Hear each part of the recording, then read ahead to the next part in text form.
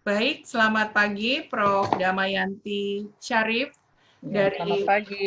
Selamat pagi Prof. Profesor Damayanti Rusdi Syarif adalah Guru Besar Ilmu Kesehatan Anak di Departemen Ilmu Penyakit Anak di Fakultas Kedokteran Universitas Indonesia. Ilmu Hari kesehatan anak, Dokter Fitri. ini ilmu kesehatan anak. Ya, Iya. baik. Eh, Kita akan mendiskusikan tulisan Ibu di mendadak serentak online pengalaman guru besar Universitas Indonesia dalam pandemi COVID-19.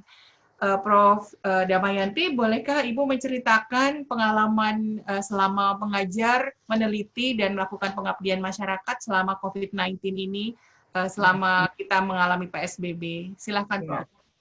ya jadi sebenarnya gini, online itu sebenarnya saya sudah kerjakan untuk mengajar di seluruh Indonesia. Jadi kan saya kan kebetulan juga saya juga mengajarkan tentang rare disease penyakit langka. Nah, penyakit langka itu kan kasusnya langka ya. Nah, kebetulan saya punya murid di seluruh Indonesia, di Fakultas Kedokteran di seluruh Indonesia. Nah, mereka itu kalau tidak terpapar kan susah dapat pasiennya. Jadi oleh sebab itu saya membuat kayak jaringan setiap hari Jumat, saya akan presentasikan kasus. Nah, mereka juga kalau ada kasus mereka bicara dengan saya. Dulu pakai Skype awalnya, sekarang sesudah adanya Zoom jadi menjadi lebih mudah ya pakai Zoom ya. Nah, waktu PSBB itu dimulai, saya lagi akan memasuki kuliah untuk yang preklinik, klinik, dan untuk spesialis. Jadi semua mendadak harus pakai online kan. Nah itu padahal ada beberapa yang harus pakai workshop dan sebagainya. Pertama ya saya mencari ini dulu, mencari jaringannya yang mana. Karena waktu itu dari UI dianjurkan memakai Microsoft Teams. Nah pakai Microsoft Teams ternyata nggak bisa karena dia harus pakai apa namanya Windows 365 kalau nggak salah. Nah, terus Ya. beberapa murid saya dia pakai tuh Windows itu nggak bisa masuk juga. Nah, saya bilang saya coba-coba kok pakai Zoom kayaknya lebih gampang ya saya bilang. Akhirnya seluruhnya di bagian kami di FKUI saya rasa semuanya pakai Zoom akhirnya. Kita pakai Zoom. Lalu mulailah saya mulai nyusun ya mahasiswa untuk kuliahnya mahasiswa. Saya ngajar mahasiswa di Depok itu di apa tingkat 1, tingkat 2, tingkat 3 saya ada semua tuh di situ.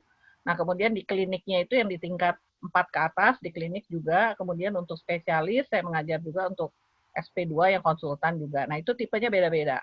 Jadi kalau yang untuk mahasiswa kita pakainya kan kita memberi tugas dulu biasanya, saya memberi tugas supaya mereka sudah baca dan saya kasih kasus, mereka harus nanti bicarakan. Nah, waktu pembicaraan kasus, jadi waktu yang kita pakai pada saat kuliah itu lebih banyak adalah pengertian mahasiswa tentang apa bahan itu. Sebenarnya kan soal yang saya kasih itu pasti mereka harus belajar tentang apa bahan apa mata ajaran yang saya harus ajarkan kan, topik-topik apa yang mereka harus kuasai.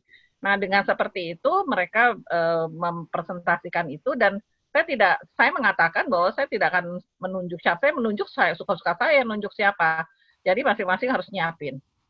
Nah, udah akhirnya mereka menyiapkan terusnya diskusi karena mereka udah terpaksa baca, akhirnya ya diskusinya hidup ya lumayan lah. Jadi saya ada beberapa kuliah itu cukup banyak ya kuliahnya.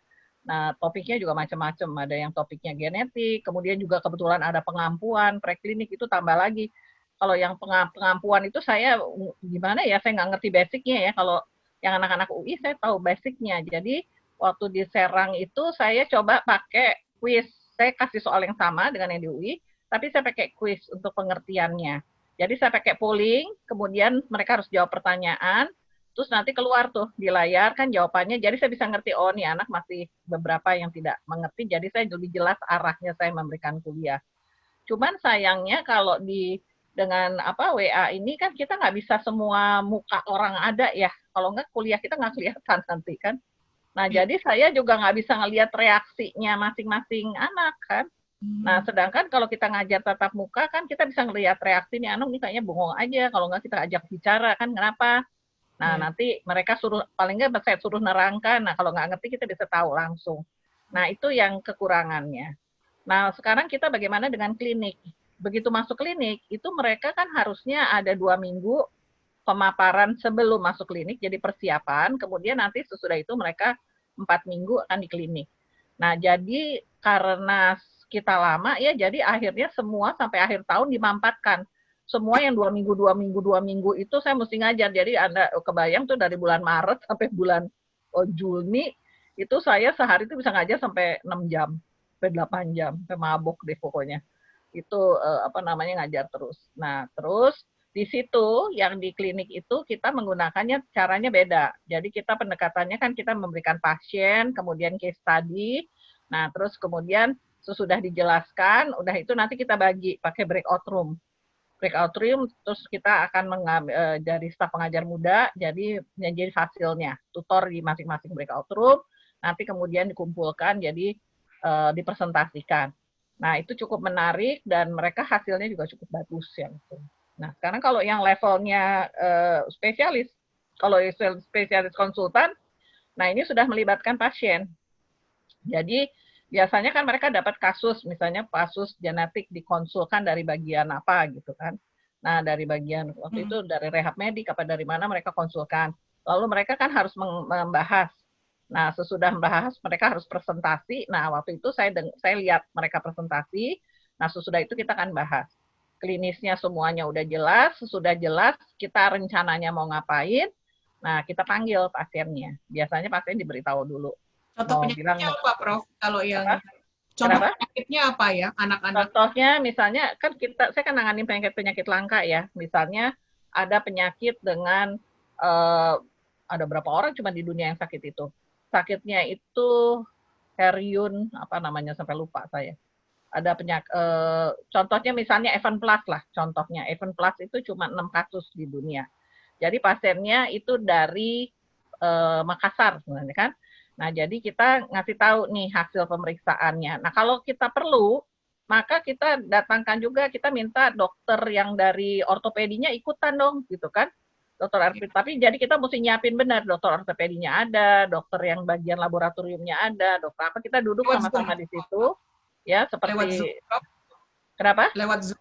Lewat Zoom kemarin. Ya, lewat Zoom. Nah, lewat Zoom, nanti terus pasiennya kadang-kadang pasiennya itu susah ya, nggak bisa, nggak tahu gimana pakai Zoom itu kan. Jadi si dokternya harus ngajarin dulu nih gimana makainya. Atau kadang-kadang kita juga bisa minta kalau di sana dekat ke universitas itu yang terdekat, dia dekat ke sana. Tapi kan masalahnya sekarang waktu itu lagi PSBB ya semuanya ya. Jadi susah, jadi harus dianya. Jadi nggak semua pasien bisa menggunakan Zoom itu. Tapi beberapa pasien ada yang sudah ketahuan sakitnya, itu kita beritahu, terus rencana kita apa juga kita kasih tahu pada saat itu. Jadi kita diskusi. Tindakan di rumah sakit ya, Prof? Kenapa? Tetap di rumah sakit. Tindakan tetap di rumah sakit. Nah, yang susahnya itu kan waktu di rumah sakit itu kan apa namanya, waktu awal-awal kan saya memegang beberapa ada pasien-pasien yang dapat enzyme replacement therapy ya. Enzyme replacement therapy itu dia bantuan karena dananya per pasien itu 1 tahun 6 miliar. Nah, jadi saya kan mesti hati-hati banget ya dan laporan harus jelas. Waktu pertama kali COVID, mereka tanya, dokter gimana nih dok anak-anak ini? Karena di ICU kita nggak bisa jamin bahwa mereka free dari COVID. Zonanya zona merah. Waduh, nggak bisa nih. Saya bilang saya mesti berhentiin semuanya. Jadi saya ngasih tahu orang tuanya. Kebetulan dengan yayasan kita komunikasi semuanya jadi lewat Zoom ya. Jadi kasih tahu sama yayasan. Juga diteleponin orang tuanya bahwa tunggu dulu. Pokoknya kita tunda 2 minggu. Saya udah lihat dulu nih. Kalau 2 minggu nggak apa-apa. Tapi dalam 2 minggu saya kan mesti cari tahu gimana caranya supaya anak-anak itu bisa dapat. Akhirnya saya harus komunikasi semuanya berkomunikasi dengan Zoom lagi nih, komunikasi di rumah sakit, komunikasi dengan rumah sakit, dengan direktur, jadi kita rapat juga, bagaimana menentukan boleh nggak nih anak di luar. Nah, akhirnya kita dapat tempat di satu tempat yang transfusi darah itu bebas, pasien nggak ada yang datang, jadi tempatnya bisa dipakai. Itu aman, dia zonanya adalah zona hijau. Jadi anak-anak itu disuruh ke sana. Nah, itu model yang seperti itu, tapi melibatkan juga peserta didik ya, tapi levelnya udah yang lebih tinggi. Itu levelnya sudah yang untuk konsultan, untuk yang masalah seperti itu. Jadi ya begitulah yang kita kerjakan jadinya Prof Riri.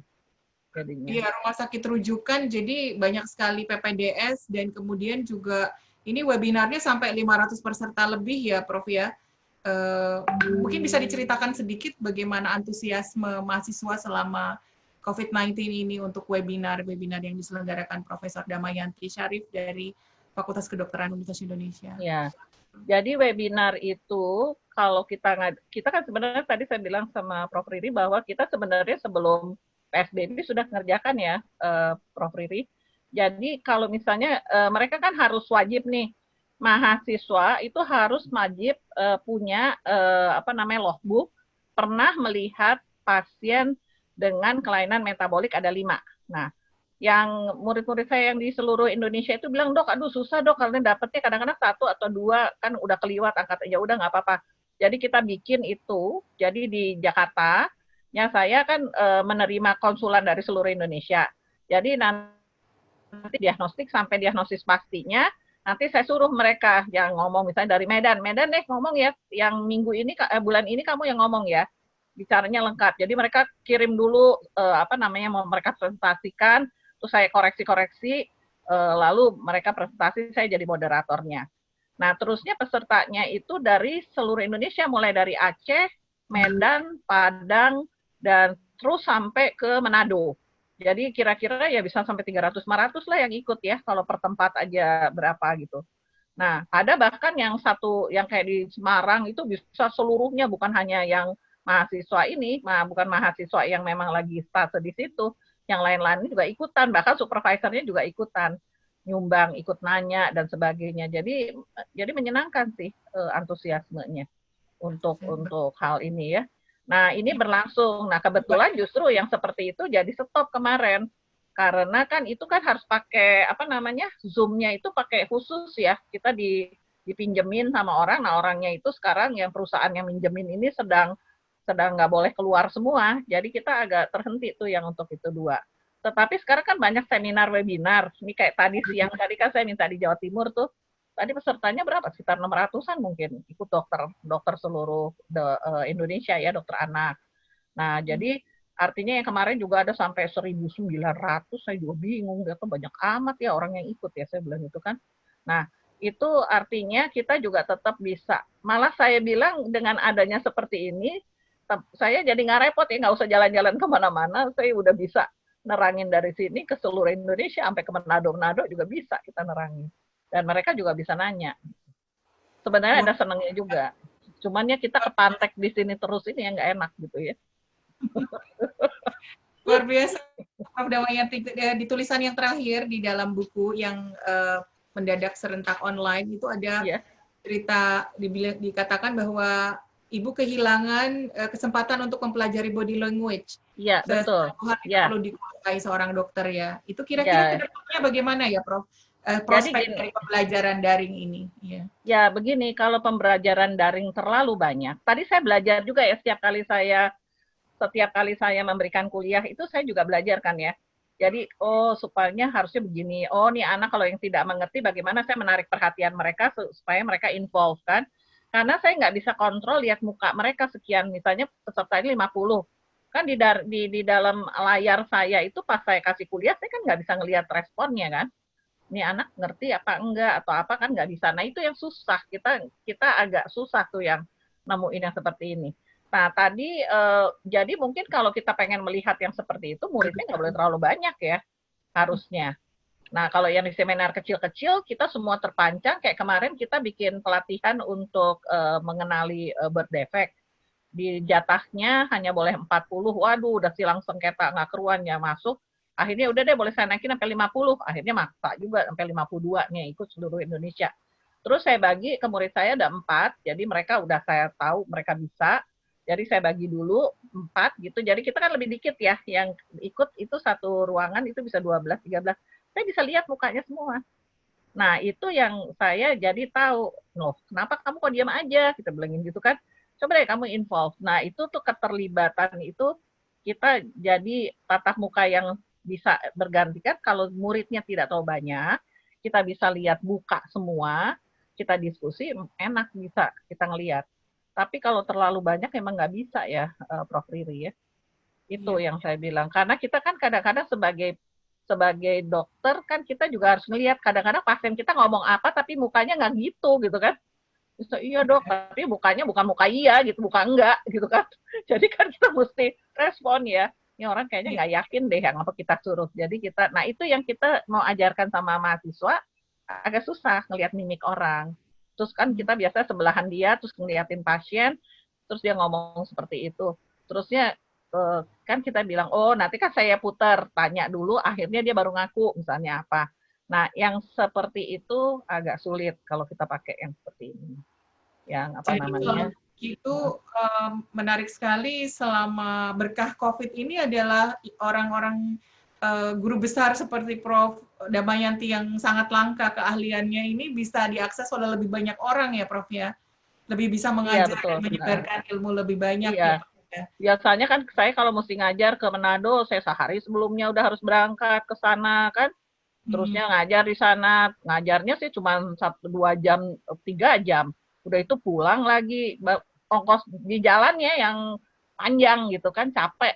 Tapi dengan sekarang yang sistem ini saya bisa ngajar dari Aceh sampai ke kemarin tuh bahkan ada yang ikut dari Papua dan sebagainya. Dan saya senang sekali mereka bertanya, terusnya kesulitan mereka apa gitu kan. Jadi lebih enak sih sebenarnya gitu kan. Yang untuk itu cuma kalau ya untuk klinis dan sebagainya ya kita nggak bisa lah lewat ini ya, lewat apa namanya, lewat apalagi yang baru mulai. Kalau yang sudah dokter sudah jadi mereka udah tahu ya kita percaya ya. Nanti kadang-kadang kalau nggak begitu cocok kita minta coba deh liatin pasiennya. Saya kadang-kadang pakai video call juga supaya lebih lebih apa namanya, lebih private ya. Saya Oh, ngomong coba deh kamu buka pakai video call, saya lihat deh gitu kan. Saya bicara sama orang tuanya, saya lihat pasiennya. Nah itu. Tapi kalau untuk yang dibesar begini agak susah. Jadi iya. ya, Luar biasa sekali Profesor Dr. Damayanti Rusli Syarif, spesialis anak, Guru Besar Ilmu Kesehatan Anak Fakultas Kedokteran Universitas Indonesia.